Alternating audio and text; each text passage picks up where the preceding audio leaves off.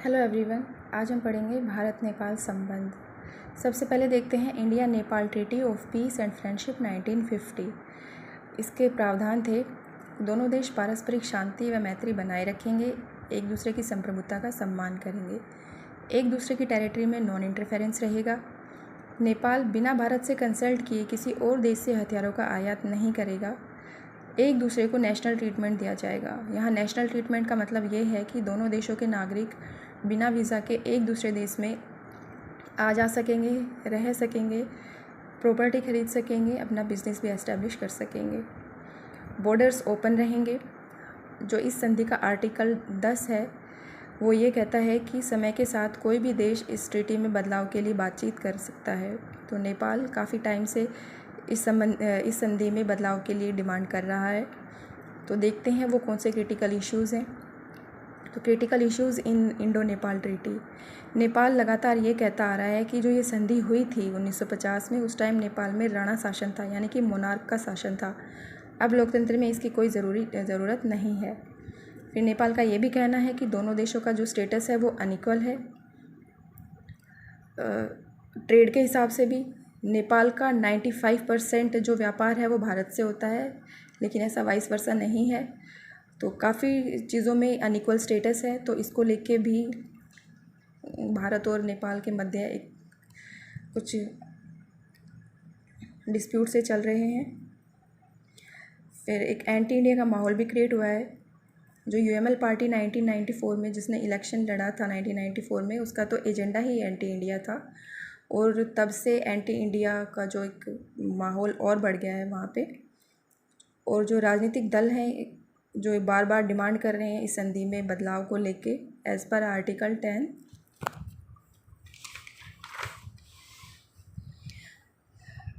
अब देखते हैं India Nepal border related issue. ये काफ़ी इम्पोर्टेंट है।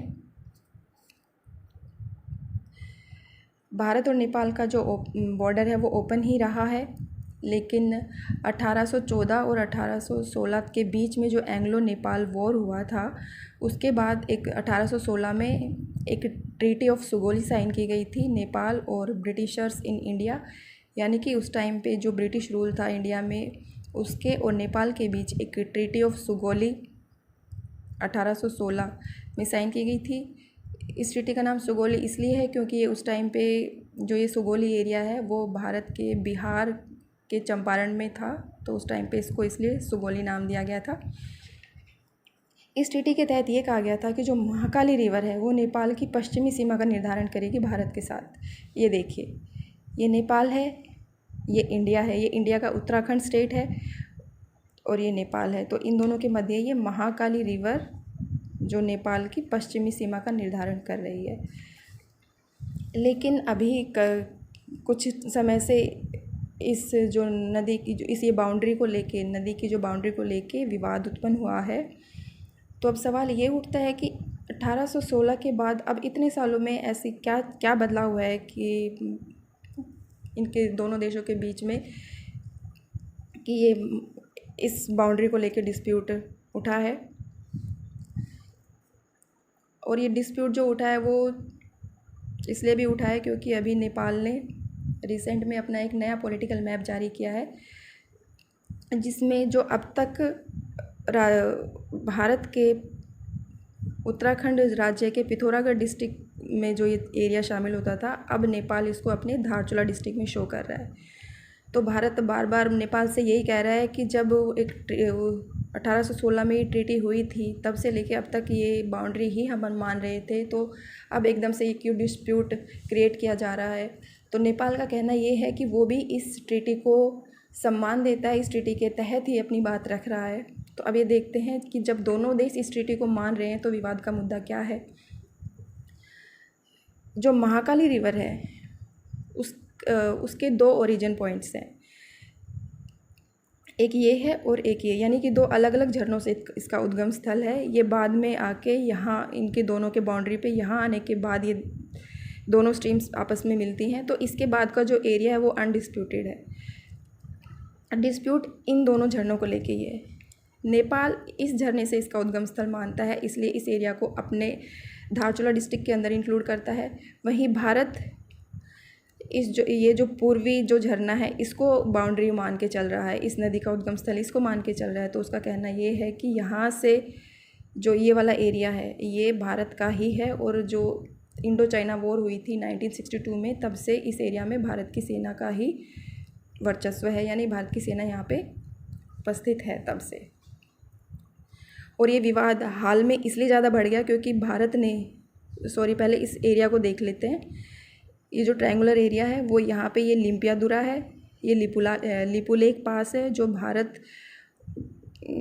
के से जो शरणार्थी लोग जाते हैं मानसरोवर उसके लिए एक पास है,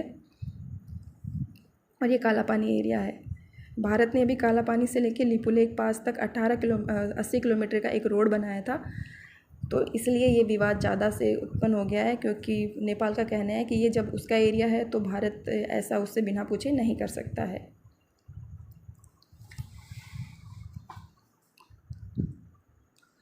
अब देखते हैं India Nepal hydro diplomacy. Bharat और नेपाल के मध्य वाटर शेयरिंग ट्रीटीज़ हुई थी 3 नदियों को लेके। 1954 में कोसी को लेके हुई थी एक ट्रीटी, कोसी ट्रीटी 1954। कोसी ये वही नदी है जिसको बिहार का शोक कहा जाता है, क्योंकि इसमें बहुत बार लगातार बाढ़ आती रहती है। तो इसके बाढ़ प्रबंधन को लेके एक ट्रीटी साइन की गई थी। भारत द्वारा नेपाल में एक बैरेज का निर्माण किया गया था, और जिसका मैनेजमेंट भी 199 सालों के लिए भारत को दे दिया गया था।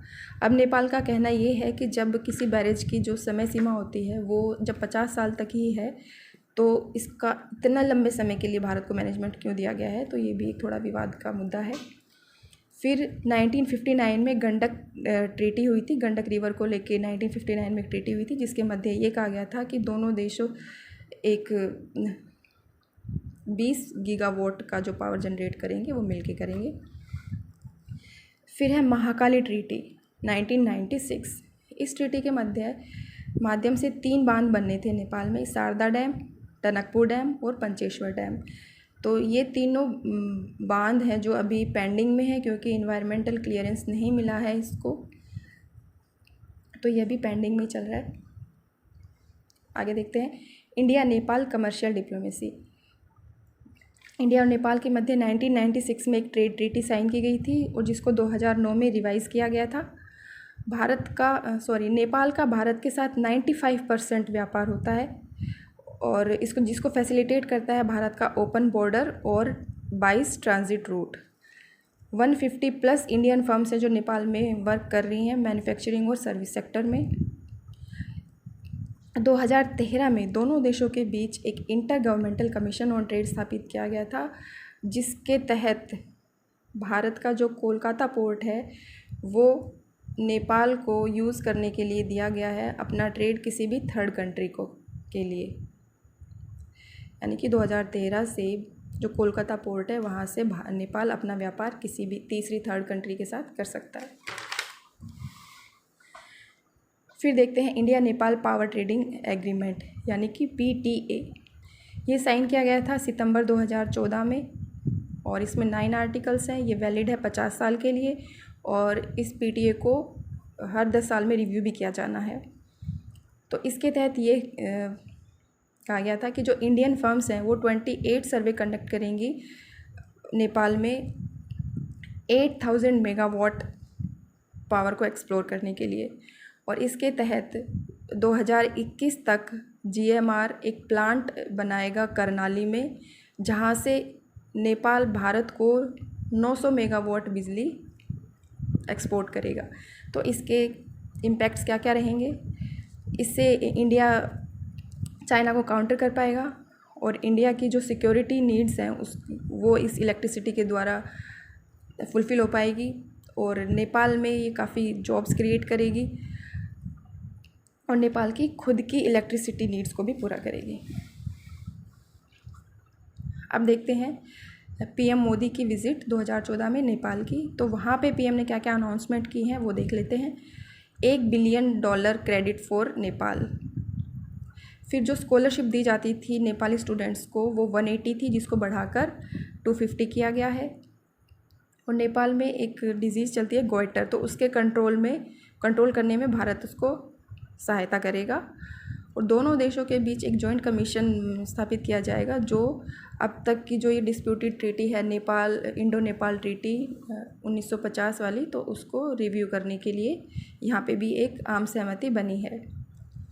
फिर नेपाल भी एग्री हुआ है, जो अभी हमने पहले थोड़ी देर पहले पढ़ा था, महाकाली रिवर जो ट्रीटी थी 1996 की, वहाँ पे एक पंचेश्वर डैम बनाया जाना था। तो उस पंचेश्वर प्रोजेक्ट को लेके एक डिटेल्ड प्रोजेक्ट रिपोर्ट तैयार करने के लिए नेपाल एग्री हो गया है। इस विज़िट के दौरान क्या क्या MOUs साइन हुए, एक दूरदर्शन को लेके, एक एयर सर्विस एग्रीमेंट को लेके MOUs साइन हुए। और जो यहाँ ये विज़िट रही थी उसमें जो PM का जो कोर डिप्लोमेसी का जो कंपोनेंट थे वो क्या थे, उनको 4C कहा जाता है। 4C का मतलब है कि cultural cooperation, constitution making support, फिर है corporation, enhancement mechanism and connectivity, और एक है HIT यानी हिट। इसके अंडर क्या क्या आता है कि highway construction, information highway construction, transmission lines. अब देखते हैं इंडिया एंड नेपाली कॉन्स्टिट्यूशन 2015, यानी कि अभी नेपाल का नया कॉन्स्टिट्यूशन बना है 2015 में। इससे पहले एक अंतरिम संविधान था 2007 का। तो इसको देखने से पहले हम एक बार नेपाल का थोड़ा सा वहाँ की पॉपुलेशन का एक बार देख लेते हैं। ये नेपाल का जो ये वाला नीचे तराई वाला रीजन है, इसमें मधेशी लोग रहते हैं और ऊपर ये पहाड़ी लोग रहते हैं। तो वहाँ पे इनके बीच डिस्क्रिमिनेशन होता रहता है, तो वो इस कॉन्स्टिट्यूशन में भी देखने को मिलता है, जिसका भारत विरोध भी कर रहा है और जिसको लेके भारत संविधान में संशोधन की मांग भी कर रहा है। तो आइए देखते एक बार इसको समझने की कोशिश करते हैं। जो अंतरिम संविधान था 2007 का नेपाल का, उसमें ये कहा गया था कि जो ये मधेशी जो है, ये जो थोड़ा जिनको थोड़ा ये कहें कि थोड़ा निम्न कोटि का माना जाता है या फिर इनको कोई ज़्यादा इम्पोर्टेंस नहीं दी गई है अब तक, तो आर्टिकल 63 के पॉइंट 3 के अकॉर्डिंग ये कहा गया था कि मधेशी को भी उनकी पॉपुलेशन के अकॉर्डिंग रिप्रेजेंटेशन दिया जाएगा। लेकिन जो नया संविधान बना है 2015 का, उसका जो आर्टिकल 84 है इस रिप्रेजेंटेशन को लेके, जो ये आर्टिकल 84 है, इसमें इस पॉइंट को ड्रॉप कर दिया गया है, यानी कि इस पॉइंट को इंक्लूड नहीं किया गया है। तो वहाँ की जो पार्लियामेंट है वहाँ पे उसमें 165 सीटें रखी गई हैं, जिसमें मधेशी लोगों के लिए सिर्फ 65 सीट्स रखी गई हैं, बल्कि पॉपुलेशन इनकी ज़्यादा है, तो यानी कि वहाँ पे इनकी पॉपुलेशन के अकॉर्डिंग इनको रिप्रेजेंटेशन नहीं मिल रहा है। फिर जो अंतरिम संविधान का जो आर्टिकल 21 था, वो भी ये भी कहा गया था उसमें कि जो वेरियस नेपाली ग्रुप्स हैं उनको भी प्रॉपर रिप्रेजेंटेशन मिलेगा। वहीं जो नया संविधान है 2015 का, उसका जो आर्टिकल 42 है उसमें इस चीज़ को इंक्लूड नहीं किया गया है। तो इंडिया बार बार इन दोनों पॉइंट्स को लेके संविधान में संशोधन की मांग कर रहा है। अब देखते हैं फरवरी 2016 में जो नेपाल के PM है KP ओली, उनका विज़िट इंडिया में। तो किन किन मुद्दों पे बातचीत हुई है? कॉन्स्टिट्यूशनल चेंजेस को लेके। फिर इस विज़िट के दौरान मुजफ्फरपुर और दाल के बार एक ट्रांसमिशन लाइन है, वो 400 kV की है, इसका इनॉग्रेशन किया गया है। ये जो ट्रांसमिशन लाइन है वो पावर ट्रेड को फैसिलिटेट करेगी। फिर देखते हैं सितंबर 2016 में वहाँ नए PM बने हैं पुष्प कमल दहल प्रचंड, तो उनका विज़िट रहा है इंडिया में। तो उस दौरान क्या हुआ है कि भारत की तरफ से $750 मिलियन नेपाल को देने की बात की गई है, कि जो वहाँ पे अर्थक्वेक आया था उस पोस्ट अर्थक्वेक रिकन्स्ट्रक्शन के लिए, यानी कि नेपाल के पुनर्निर्माण के लिए। और इसके अलावा एडिशनल कुछ क्रेडिट भी दिया गया है जो कि जो तराई रीजन है नेपाल का, वहाँ पे रोड कंस्ट्रक्शन के लिए, पावर ट्रांसमिशन लाइन के लिए और सब स्टेशंस के लिए, और एक पॉलीटेक्निक है, एक कास्ट की एरिया वहाँ पे पॉलीटेक्निक के लिए। फिर अगस्त 2017 में PM बने हैं शेर बहादुर देबा है दोबा, वो आप देख लीजिए। उनका विज़िट रहा इंडिया में। तो उसके जो ये PM है वो प्रो इंडियन लीडर है, यानी कि भारत के फेवर में है और ये इससे नेपाल और इंडिया का रिलेशन अच्छा स्थापित किया जा सकता है और ओपन बॉर्डर को लेके भी बातचीत की गई है। अभी देखते हैं कि नेपाल किन मुद्दों पे अपने किन इश्यूज़ को लेके बातचीत कर रहा है इंडिया से अभी फ़िलहाल, जिनको रिजॉल्व किया जाना है। नेपाल का कहना है कि जो नेपाली एग्रीकल्चर प्रोड्यूस है उसको क्वारंटीन किया गया है इंडियन कस्टम के द्वारा, यानी कि वो नहीं लिया गया है इंडिया में। और जो सीमा शस्त्र बल है उसकी वो ज़्यादा वहाँ पे नेपाल इंडिया के बॉर्डर पे ज़्यादा इस्टेब्लिश है, उसको लेके भी वो उसको हटाने की मांग कर रहे हैं। फिर एक रसवागढ़ी से लेके सयाब्रू बेसी तक एक रोड लिंक बना है दोनों देशों के बीच। फिर एक नेपाल चाइना के BRI प्रोजेक्ट का हिस्सा बना है और चाइना है वो बूढ़ी गंडक रिवर पर एक 1200 मेगावाट पावर जनरेशन का प्रोजेक्ट भी स्थापित कर रहा है। तो ये कुछ चाइना के फैक्टर्स हैं जो नेपाल चाइना की तरफ टिल्ट हो रहा है।